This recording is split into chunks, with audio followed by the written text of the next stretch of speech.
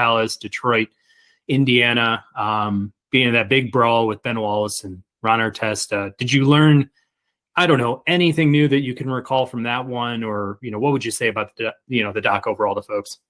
Yeah, I mean, I think the biggest thing I got, or my biggest takeaway was like Jermaine O'Neal just got completely screwed, like with his suspension and everything, like his involvement and everything. Like it just didn't make sense there. So I think he got screwed.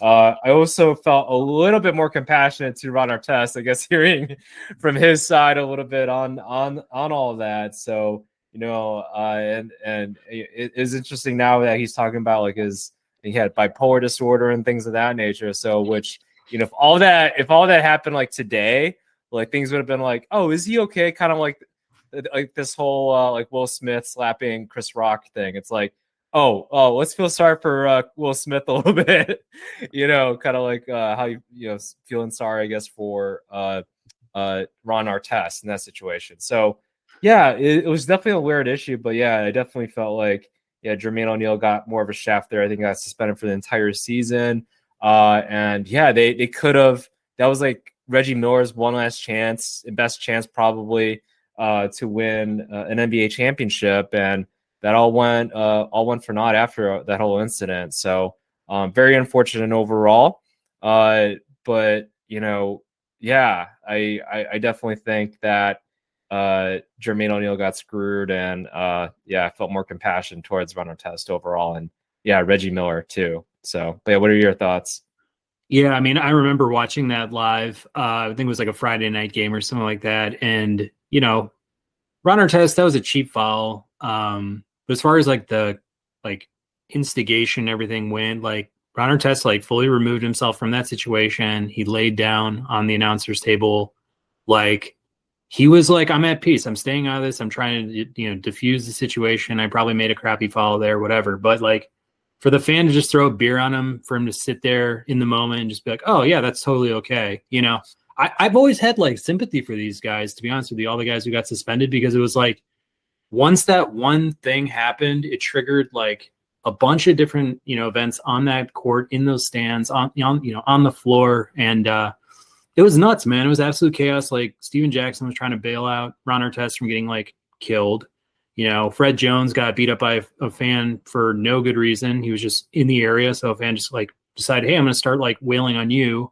And then when it came to like Jermaine O'Neal and even Artest again, there was just like a group of guys that started like crowding them on the court, like moving in on them. So it's like, what else are you going to do? Like Ron Artest starts throwing hands, and Jermaine like just tries to break up the whole thing. And like, again, they're just trying to, it's like survival mode when you get to that point. So I always felt like the penalties were really stiff. Watching it back again was just like, further cemented the fact that it was, I thought, a little bit harsh on the NBA to just like, completely take away, a team that should have been, finals contenders season away. And like you said with Reggie Miller, that was the other point, is hearing Reggie's, side of things. Like that immediately like kind of ended his career and his ability to like, have that chance at a title. And we never know what could happen that year, but definitely had sympathy for all those guys.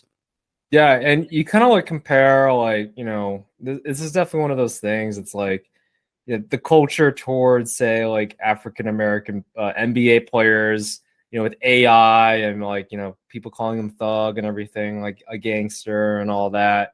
And then you turn on this whole Dansbury Trashers thing and all, and it's like, oh, they're just guys having fun, or some BS stuff like that. And it just goes to show, like, come on, man, like we're better than that, and I'm thankful for that. The world's a little bit more. It's a little bit different compared to where it was like the early 2000s and how we treat NBA athletes and athletes in general, I think. So, like, yeah, they're people, they're fathers, they're somebody's sons and all that. So, like, they're people, they have emotions just like anybody else. So, including mob-owned hockey league teams. So, yeah. Yeah, I think that's a fair point too. I mean, if we look back at, even baseball, the fact that, these players can throw baseballs at each other. There was a time where the Dodgers were, on the road at Wrigley Field. I feel like it was probably the 2000s at some point, but a catcher got his hat pulled off. I think it was Chad Kruger while he was, in the bullpen with the relievers and stuff, and then kind of went into the crowd to go fight the guy who snatched his hat. Like, I know those guys didn't get season-long suspensions, so it's like it kind of begs the question of like, yeah, how did race, play a part in this, whole event and all the aftermath and stuff. So, again, not really surprised, but it's definitely an area of improvement when it comes to, crime and punishment. Yeah, again, not to speak ill of the dead. David Stern, man. Like, I don't know, this whole thing with David Stern being involved with all this, because, it definitely felt like a lot of this whole thing was like, the NBA was trying to reach a global perspective. I know that was like David Stern's ambitions. He's like, we can't have black athletes fighting each other, but it's like, look at hockey. Like, it gets cheered when two people, and they just get put into a little penalty box. Like, could you imagine something like that happening in the NBA? It's like, oh yeah, you can get in a fight, but you get put in the penalty box. Like, if LeBron is to fight, like, I don't know, Pat Beverly, or not anymore, but they're in the same team now. But yeah, if somebody was to get in a fight with Pat Beverly or something like that, and then he just gets put, 2 minutes in the box or something stupid like that, right?